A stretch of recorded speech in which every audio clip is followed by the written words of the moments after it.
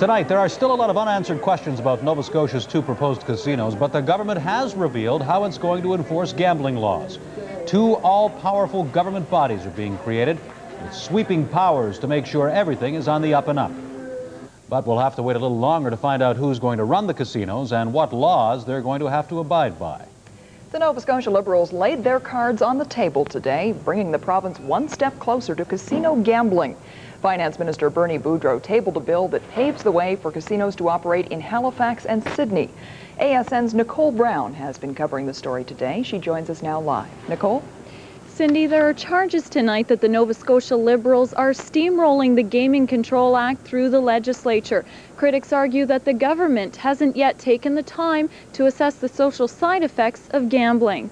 But quite frankly, and we'll be very blunt about it, we have structured the act so a municipality or an individual may not be able to use another piece of legislation to obstruct the ongoing implementation of our casino decision. Step one in that implementation, an act tabled earlier today that sets the framework for casinos to operate in Nova Scotia.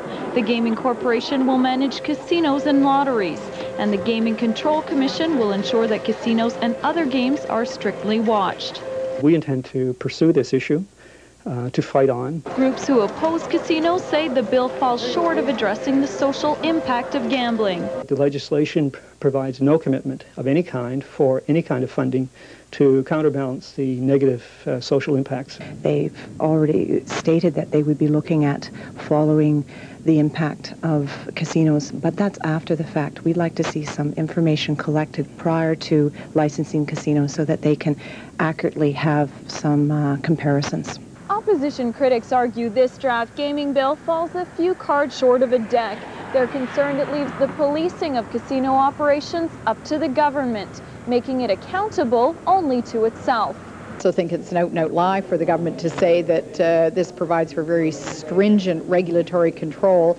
The strictest in Canada. I think it does no such thing. It doesn't provide for any meaningful arm's-length relationship between gambling and the government. This group of politicians led by Mr. Boudreau said during when they were in opposition that government shouldn't be their own regulators. Well, very clearly what they've now set up is a group to run the operations of gaming in the province, and then the government will sort of regulate themselves.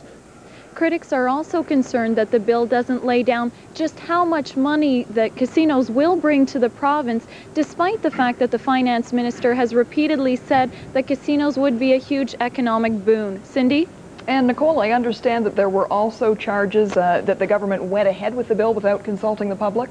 That's right. Critics of casinos have repeatedly said that they would like the government to consult the public on its opinions on casinos, and they're very disappointed that that didn't happen. Okay, thank you, Nicole. You're welcome. And it's expected that the details of the new regulations will be released by the government by the end of the year. And of course, we're still awaiting word on who will run these new casinos.